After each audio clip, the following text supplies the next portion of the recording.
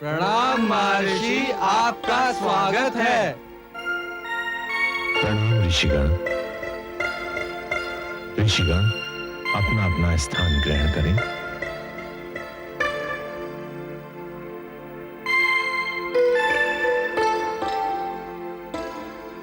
हे महर्षि सूत जी। सो है ऋषियों, गौरी नंदन गणेश के वध के पश्चात सारे कैलाश का वातावरण मानो इस प्रकार हो गया हो जैसे हर घर के आंगन में एक शव रखा हो। कैलाश में ऐसा कोई व्यक्ति नहीं था जो शोक में डूबा हुआ ना हो। कोई आंख ऐसी शेष नहीं रह गई थी जिसमें अश्रु ना हो। हे महर्षि सूत जी, यदि गौरी नंदन अनाहत नाथ का स्वरूप थे और शिवशंकर भोलेनाथ ने इस तथ्य को पहचान लिया था, तो क्या यह आवश्यक था कि गौरी नंदन का वध किया ही जाए? क्या वध के अतिरिक्त कोई अन्य मार्ग नहीं था? हे शौनक ऋषि, जब तक ओंकार रूपी अनाहत नाद आहत होकर गुंजित नहीं होता, तब तक ये सप्तरंगी भिन्न भिन्न रूपों वाली सृष्टि की कल्पना नहीं की जा सकती है। भगवान शंकर ने इस सत्य को जान लिया था। उन्होंने अनाहत रूपी गणेश को आहत रूपी गणेश में परिवर्तित कर दिया। हे महर्षि, गौरी नंदन के पुनर्जन्म की लीला रचने के लिए समस्त देवताओं ने योजना बनाई और सफल भी हो गए। भगवान शंकर के हाथों गणेश जी का वध भी हो गया। क्या समस्त देवता उन्हें पुनः जीवित करने में सफल हो पाएंगे? अब गौरी नंदन किस प्रकार जीवित होते हैं अथवा उनके जीवित होने में क्या क्या बाधाएं आती हैं, ये तो आगे ही घटित होगा। हे महामुनि, संजीवनी बूटी के बिना तो पुनर्जन्म संभव ही नहीं है और दैत्य गुरु शुक्राचार्य देवताओं को संजीवनी बूटी कदापि नहीं देंगे। देवगण निश्चित ही बालक गणेश को पुनः जीवित करने का कोई अन्य मार्ग अपनाएंगे। गौरी नंदन का पुनर्जन्म अब तो और असंभव हो जाएगा महर्षि, क्योंकि बालक गणेश का शीश ही विलुप्त हो गया है। अब आगे क्या होगा महर्षि? निश्चित ही समस्त देवता इस रहस्य को लेकर चिंतित हो जाएंगे कि गौरी नंदन का शीश कहां विलुप्त हुआ, और बालक गणेश के पुनः जीवन के लिए यह बहुत बड़ी बाधा सिद्ध हो जाएगी। आगे की कथा श्रवण करें, क्या होता है। प्रभु, ये सारा संसार, ये सारे जीव जगत आपके अधीन हैं, आपकी शरण में आए हैं। इनकी रक्षा कीजिए प्रभु। बालक गणेश को पुनर्जीवित कर दीजिए प्रभु। बालक गणेश को पुनर्जीवित कर दीजिए। ब्रह्मदेव, विष्णुदेव, बालक गणेश के शव को सम्मान पूर्वक किसी शिला पर रखवा दीजिए।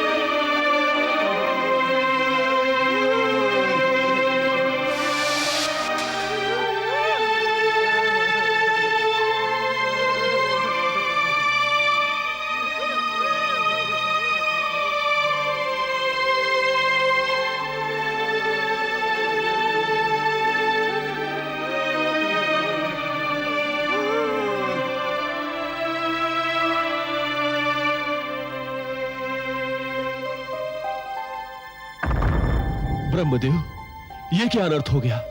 बालक गणेश का शीश कहाँ लुप्त हो गया? बालक गणेश का शीश तो स्वयं महादेव के शिवगण ले गए थे। फिर ये अनर्थ कैसे हुआ? नारायण नारायण। अर्थात महादेव के गणों ने बालक गणेश का शीश भी गुम कर दिया। बालक गणेश के शीश का इस प्रकार विलुप्त हो जाना हमारे लिए बहुत बड़ी समस्या पैदा कर देगा श्री हरि विष्णुदेव। प्रश्न इस समय बालक गणेश के पुनर्जन्म का है। यदि शीश ही नहीं रहेगा तो अब बालक गणेश किस प्रकार जीवित किया जाएगा? अब क्या होगा चंद्रमौलेश्वर? बालक गणेश को पुनः जीवित कैसे किया जाएगा? किसी भी प्राणी को जीवित करने के लिए उसका शीश तो चाहिए श्री हरि। बिना शीश के किसी भी प्राणी को जीवित नहीं किया जा सकता। इस समय मैं विवश हूं। बिना शीश के बालक गणेश को जीवित नहीं किया जा सकता। ये आप क्या कह रहे हैं महादेव? बिना शीश के आपके सम्मुख रखा हुआ ये शव आपके पुत्र का है। ये शव को हमारी आंखें नहीं देख पा रही महादेव, उसे एक मां किस प्रकार देख पाएगी?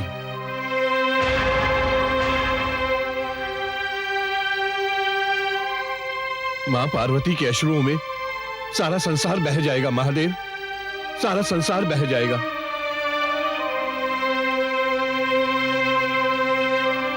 अरे कोई तो उत्तर दो।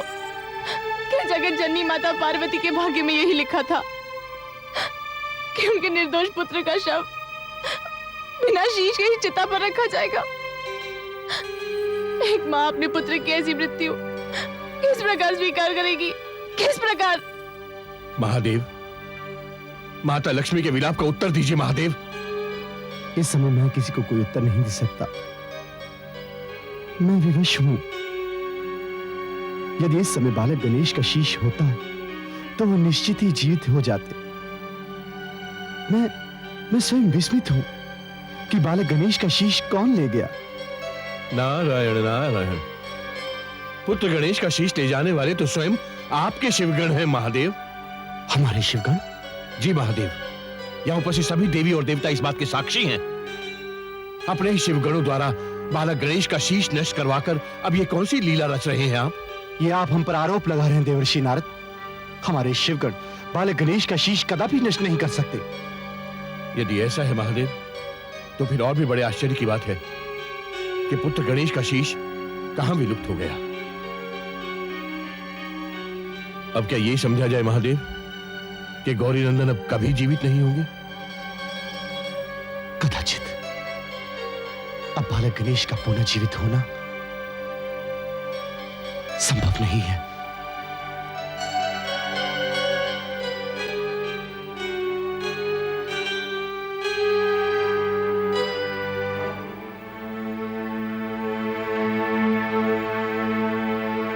ये क्या श्री हरि विष्णुदेव? बालक गणेश अभी तक मृत अवस्था में? क्या पिताश्री संजीवनी बूटी लेकर अभी तक नहीं आए? सूर्यदेव, संजीवनी बूटी तो आप लाने गए थे शनिदेव, फिर आपके हाथ खाली कैसे? क्या आप संजीवनी नहीं लाए? क्या बात है? क्या पिताश्री संजीवनी बूटी लेकर उचित समय पर नहीं पहुंचे? नहीं शनिदेव, उन्हें तो बालक गणेश की मृत्यु के संदर्भ में कुछ भी ज्ञात नहीं। निश्चित ही आपके साथ विश्वासघात हुआ है शनिदेव। विश्वासघात? अर्थात संहार का असुर ने मेरे साथ इतना बड़ा विश्वासघात किया। अब वो निश्चित ही मेरी दृष्टि से नहीं बच पाएगा। ये क्रोध प्रकट करने का समय नहीं है शनिदेव। समस्त देवता इस समय बड़ी गंभीर समस्या में है। बालक गणेश का शीश विलुप्त हो चुका है। क्या? बालक गणेश का शीश विलुप्त हो गया है? हाँ शनिदेव, हमारे समक्ष बहुत बड़ी समस्या उत्पन्न हो गई है। हमें इस बात का ज्ञान ही नहीं था कि बालक गणेश के वध के पश्चात इतनी बड़ी बाधा उत्पन्न हो जाएगी। अब क्या होगा श्री हरि विष्णुदेव?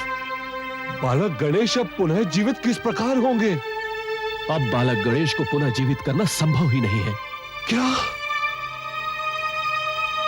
क्या महादेव भी? शीश के बिना स्वयं महादेव भी विवश है शनिदेव। श्री हरि विष्णुदेव, बालक गणेश के अंतिम संस्कार की तैयारी की जाए।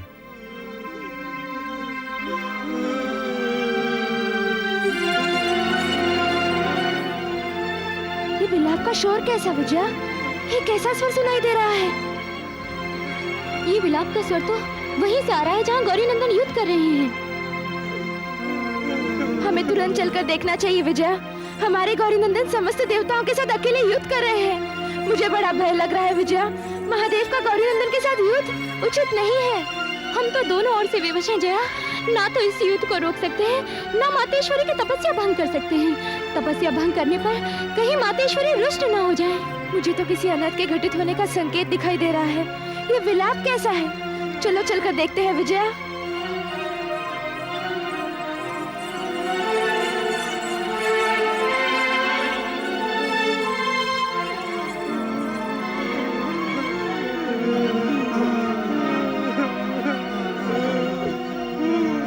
देवी देवताओं की भीड़ कैसी है जया? ये समस्त देवियां और शिवगण विलाप क्यों कर रहे हैं? चलो निकट चलकर देखते हैं विजया। अंततः ये दुर्घटना क्या हुई है?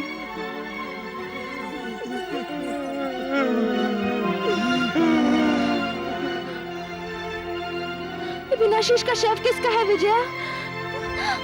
ये शव हमारे गौरी नंदन का है जया। ये शव हमारे गौरी नंदन का है।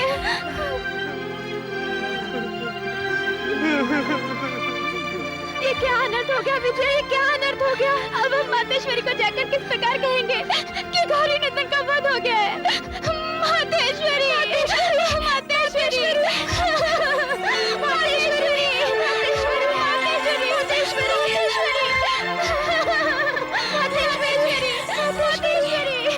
आंखें खोलिए मातेश्वरी, अपनी आंखें खोलिए। अपनी इस तपस्या को समाप्त कर दीजिए मातेश्वरी। आपके भवन के समक्ष क्या अनर्थ घटित हुआ है? चलकर देखिए मातेश्वरी, देखिए। आंखें खोलिए मातेश्वरी, आंखें खोलिए। हे जगत जननी, क्या समस्त संसार के विलाप का स्वर आपके कानों तक सुनाई नहीं दे रहा है? शोक में डूबे हुए इन स्वरों को सुनिए। समस्त सृष्टि का कण कण पुकार पुकार कर कह रहा है कि कैलाश के युवराज गणेश का वध हो गया है मातेश्वरी। गणेश का वध हो गया है। हमारे प्राण प्रिय गणेश का वध हो गया है मातेश्वरी। आपके प्राण प्रिय पुत्र का वध हो गया है। आंखें खोलिए मातेश्वरी, आंखें खोलिए। हे जगत जननी, हमारे प्राण प्रिय गणेश का शव अपने अंतिम संस्कार के लिए अपने माता की प्रतीक्षा कर रहा है। आंखें खोलिए मातेश्वरी, आंखें खोलिए और इस अनर्थ को स्वयं चलकर अपनी आंखों से देख लीजिए। हे मातेश्वरी, गंधर्व लोक, स्वर्ग लोक, समस्त देवलोक, सारा कैलाश अश्रुओं में डूब चुका है मातेश्वरी। इस सारे संसार ने गणेश की हत्या का दृश्य देखा है मातेश्वरी। समस्त देवताओं ने मिलकर हमारे गणेश का वध किया है मातेश्वरी। सारी सृष्टि रो रही है। क्या आप अपने प्राण प्रिय गणेश के शव पर अश्रु नहीं बहाएंगी? यदि आपने अपनी आंखें नहीं खोली, यदि आपने अपनी तपस्या भंग नहीं की, तो हम आपके समक्ष अपने प्राण दे देंगे मातेश्वरी। अपनी आंखें खोलिए मातेश्वरी, अपनी तपस्या को समाप्त कीजिए मातेश्वरी, अपनी तपस्या को समाप्त कीजिए। ये क्या अनर्थ किया तुमने? अनर्थ तो आपके भवन के बाहर हुआ है मातेश्वरी। अनर्थ? हमारे भवन के बाहर? कैसा अनर्थ? हमारी समझ में नहीं आ रहा है मातेश्वरी, हम आपको किस तरह बताएं? हमारी जिह्वा हमारा साथ नहीं दे रही। आप स्वयं ही चलकर देखिए आपके भवन के बाहर क्या अनर्थ घटित हुआ है। तुम इतनी हताश क्यों हो जया? क्या बात है? क्या अनर्थ घटित हुआ? तुम्हारी दशा तो बता रही कि निश्चित कोई संकट की बात है। उत्तर दो, क्या हुआ? तुम इतना विलाप क्यों कर रही हो? ये अश्रु क्यों बहा रहे हैं? उत्तर दो, क्या घटना घटित हुई है? मातेश्वरी, कैलाश के युवराज हमारे गणेश। गणेश? क्या हुआ मेरे पुत्र को? हे मातेश्वरी, हमारे युवराज गणेश का वध हो गया है। ये तुम कैसी सूचना लेकर आई हो? क्या कह रही हो तुम? विजया बिल्कुल सत्य कह रही है मातेश्वरी। हमारे युवराज गणेश का वध हो गया है। हमारे युवराज गणेश की हत्या हो गई है मातेश्वरी। यही शोकपूर्ण संदेश देने के लिए हमने आपकी तपस्या भंग की थी। हे जगत जननी, शोक की काली घटा ने समस्त कैलाश पर अंधकार कर दिया है।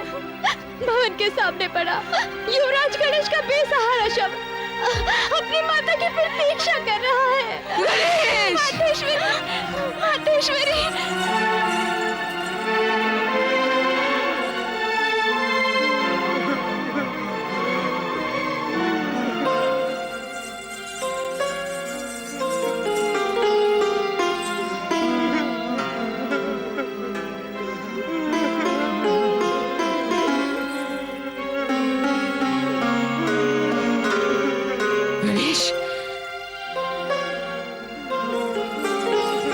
क्या हुआ पुत्र? क्या हुआ मेरे पुत्र को? ये क्या हुआ मेरे पुत्र को? इतनी निर्दयता से किसने वध किया मेरे पुत्र का? कोई तो बताओ। मेरे गणेश का शीश, मेरे गणेश का शीश कहाँ है? कोई तो बता, मेरे गणेश का शीश कहाँ है? बिना शीश के मेरे पुत्र का शव यहाँ पड़ा है और आप समस्त देवी देवता यहाँ खड़े होकर ये दृश्य देख रहे हैं। बताइए, कोई तो बताइए, कोई तो बताइए मुझे, मेरे पुत्र का शीश कहाँ है? कोई तो बताइए मुझे, मेरे पुत्र का शीश कहाँ है?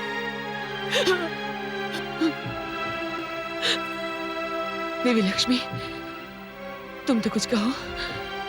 देवी सरस्वती, तुम कुछ उत्तर दो। गंगा, तुम ही बोलो, मेरे पुत्र के साथ ये क्या अनर्थ घटित हो गया? कुछ तो उत्तर दो। आपके इस प्रश्न का मेरे पास कोई उत्तर नहीं।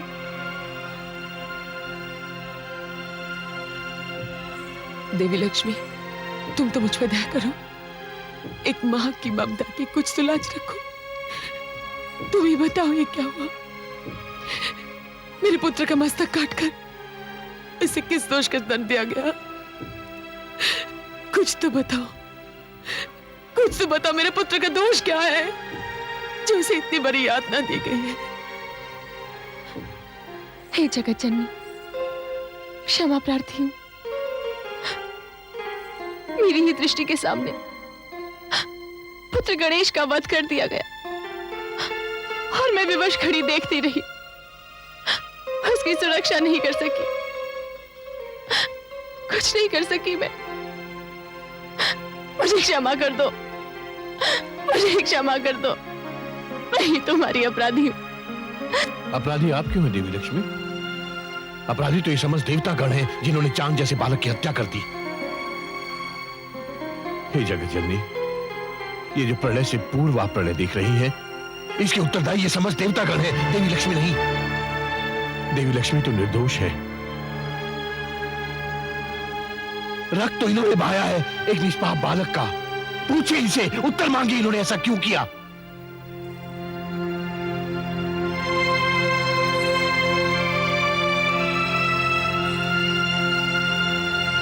मुझे विश्वास नहीं हो रहा स्वामी कि मेरे प्राण प्रिय पुत्र की हत्या आपके हाथ हुई होगी। भला ये कैसे हो सकता है कि एक पिता अपने निर्दोष पुत्र का वध कर दे? ये कैसे हो सकता है कि एक मां अपने पुत्र को जन्म दे और पिता उसके प्राण ले ले? बताइए, बताइए, आप तो मेरे स्वामी हैं। मैंने अपना सारा जीवन आपके चरणों में अर्पित कर दिया। बताइए स्वामी, मेरे पुत्र का वध कैसे हुआ? किसने किया? आप बताइए स्वामी, बताइए। देवी मां, केवल कैलाश पर्वत ही नहीं, समस्त संसार इस बात का साक्षी है कि महादेव पुत्र गणेश के हत्यारे हैं। पूछिए इस धरती से, इस आकाश से पूछिए, कैलाश की चट्टानों से पूछिए, सृष्टि के कण कण से पूछिए, महादेव अपने पुत्र के हत्यारे हैं देवी मां। नहीं, मैं ये विश्वास नहीं कर सकती। मेरे स्वामी पर कोई हत्या का आरोप नहीं लगाएगा। हे महादेव, ये समस्त संसार जो आप पर हत्या का आरोप लगा रहा है, कह दीजिए कि झूठ है। मैं आपकी अर्धांगिनी हूं। समस्त संसार के झूठे आरोपों के उत्तर मैं दूंगी। कह दीजिए इनसे कि आप स्वयं ही अपने पुत्र के हत्यारे नहीं हो सकते। उत्तर दीजिए महादेव, उत्तर क्यों नहीं देते? हे ब्रह्मदेव, हे विष्णुदेव, अपनी चंद्रमौलिशी से कहिए मेरी बात का उत्तर दे। हाँ गौरी, समस्त संसार जो मुझ पर आरोप लगा रहा है वो आरोप नहीं, सत्य है। मैं ही अपराधी हूं। मैंने ही बालक गणेश का वध किया है और इसके लिए आप मुझे जो भी दंड देना चाहें मुझे स्वीकार है। स्वामी, आपको दंड देने पर भी दोनों ओर से पराजय तो एक मां की होगी।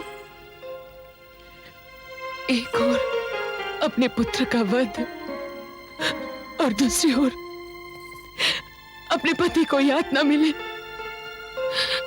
दुख तो मुझे ही होगा स्वामी। क्षमा करो गौरी, क्षमा करो। क्रोध की ज्वाला ने मेरी आंखों पर पट्टी बांधी थी। क्षमा मांगने से हमारा पुत्र पुनः जीवित तो नहीं हो जाएगा स्वामी। मैं कितने अरमान लेकर आपकी प्रतीक्षा कर रही थी। सारा भवन आपकी प्रतीक्षा में सजा हुआ था कि स्वामी आएंगे, मेरे समक्ष उपहारों के ढेर लगा देंगे। अपने ही पुत्र के शव लेकर आए हैं उपहार में। ये कैसा उपहार है स्वामी? एक मां के सामने उसके अपने ही पुत्र का शव रख रहे हैं। हे माता पार्वती, ये विधि का निश्चित विधान था। एक पिता को अपने पुत्र की हत्या करनी पड़ी, अन्यथा संसार में ऐसा कौन पिता होगा जो स्वयं अपने हाथों से अपने पुत्र की हत्या करेगा। हम समस्त देवताओं की ओर से आपसे क्षमा याचना करते। हम क्षमा प्रार्थी हैं माता, क्षमा प्रार्थी। महादेव, ये क्या अनर्थ कर डाला आपने? मैंने तो अपने चंद्र रूपी पुत्र को अभी तक ठीक से देखा भी नहीं था और आपने उसी के प्राण ले लिए।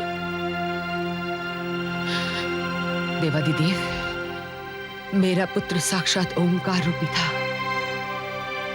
नाद का संपूर्ण भाव था और आपने उसी को नष्ट कर डाला। अब यदि ओंकार का रूप ही नहीं रहेगा तो भव और भवानी दोनों ही नष्ट हो जाएंगे।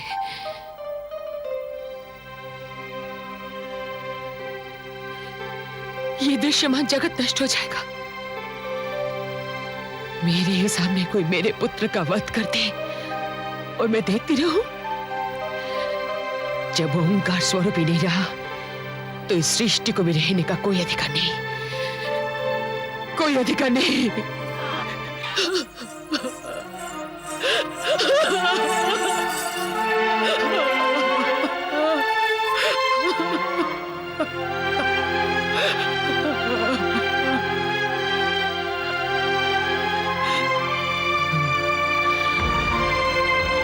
सौगंध है मुझे पुत्र गणेश की,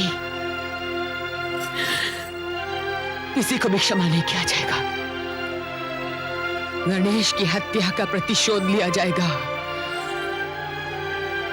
नहीं तो इस संसार में व्याप्त थे, उन्हीं से तो ये सारी सृष्टि थी, ये संसार था।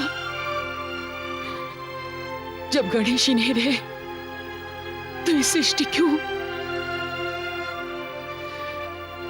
मैं अपनी महाशक्तियों को आदेश देती हूं कि समस्त संसार का विनाश कर दे। विनाश!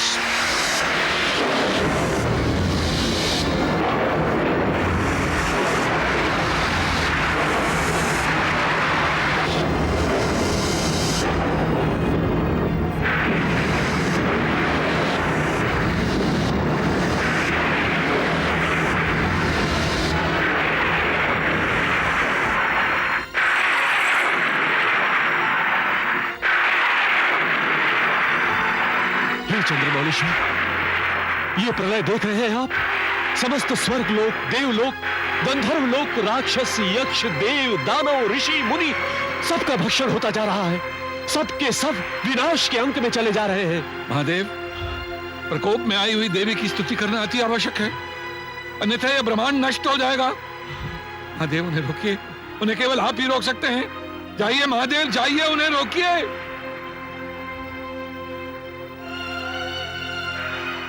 जिस प्रलय का मुझे भय था वही उत्पन्न हो गया। देवी पार्वती के प्रकोप को रोकना होगा। इस समय वो बहुत क्रोधित हैं।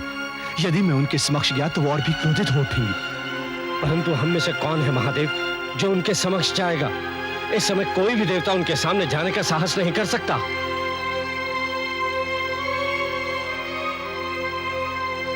किंतु हमें मां पार्वती के प्रकोप को शांत करने के लिए कोई उपाय तो सोचना ही होगा महादेव। मां पार्वती को शांत करने का अब केवल एक ही उपाय है श्रीहरि विष्णुदेव। कौन सा उपाय? आप अति शीघ्र बताइए शनिदेव, कौन सा उपाय है वो? देवर्षि नारद। देवर्षि नारद के द्वारा? देवर्षि नारद के अतिरिक्त अब अन्य और कोई उपाय नहीं है श्रीहरि विष्णुदेव। देवर्षि नारद ही मां पार्वती के क्रोध को शांत कर सकते हैं, अन्यथा कोई नहीं। देवर्षि नारद देवी पार्वती के पास नहीं जाएंगे। वो तो स्वयं मुझसे रुष्ट है। मेरे विरुद्ध उनकी वार्ता में कितनी कठोरता थी और समस्त देवताओं ने देखा नहीं। हे चंद्रमौलेश्वर, देवर्षि नारद की वार्ता निश्चित ही कठोर थी, किंतु उनका हृदय बड़ा ही कोमल है। वो सदैव संसार के लिए कल्याणकारी सिद्ध हुए हैं। वो इस समय संसार को प्रलय से बचाने के लिए हमारी सहायता अवश्य करेंगे। तो फिर आप समस्त देवता देवर्षि नारद को अपना गृहिणी बनाकर देवी पार्वती के पास जाएं और किसी भी प्रकार इस प्रलय को रोकने का प्रयास करें।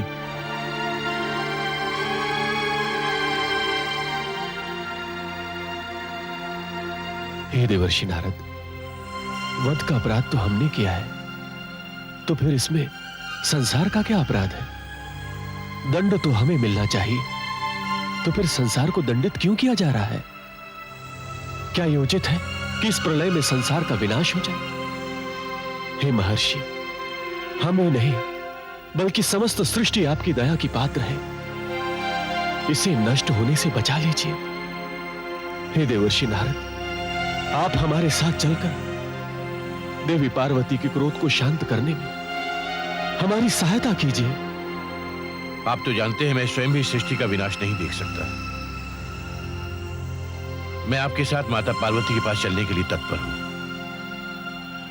देवर्षि नारद, हमें आपसे यही आशा थी। हमें दृढ़ विश्वास था कि आप हमारी किसी भी बात को अस्वीकार नहीं करेंगे। आपका हृदय बड़ा ही कोमल है। आइए, हमारे साथ चलिए।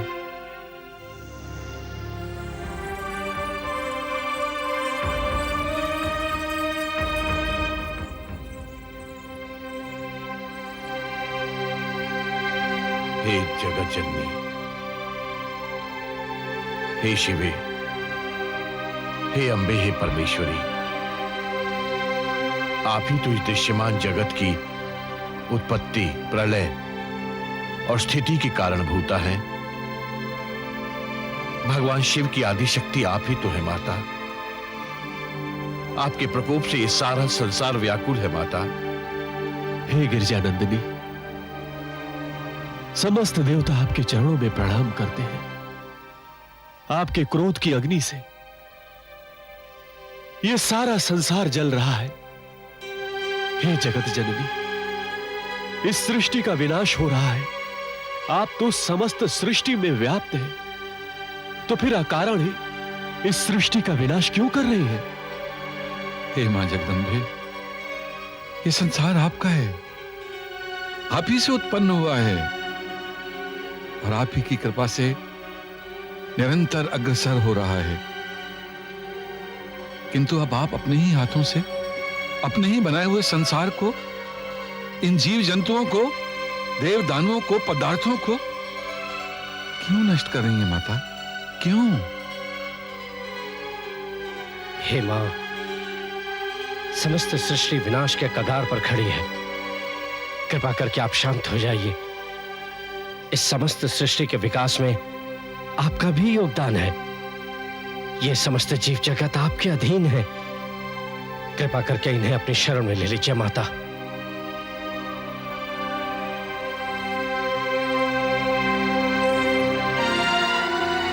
उस समय समस्त देवता कहाँ थे जब मेरा संसार नष्ट हुआ? उस समय आप समस्त देवता कहाँ थे जब मेरे छोटे से बालक को युद्ध के लिए विवश किया गया? उस समय आप समस्त देवता कहाँ थे जब मेरे निर्दोष बालक की हत्या की गई? एक मां की शांति का विनाश करके आप चाहते कि मैं चुप रहूं? माता, समस्त देवतागण निश्चित ही दोषी हैं और इन्हें अपना दोष स्वीकार भी है। किंतु माता, इस समय प्रश्न इनका नहीं है। प्रश्न है संसार के उन समस्त प्राणियों का जिनका व्यर्थ ही संहार हो रहा है। माता, दोषी देवताओं के साथ साथ निर्दोष ऋषि मुनि काल के गर्भ में पहुंचते जा रहे हैं। माता, तनिक उनके बारे में भी तो सोचिए।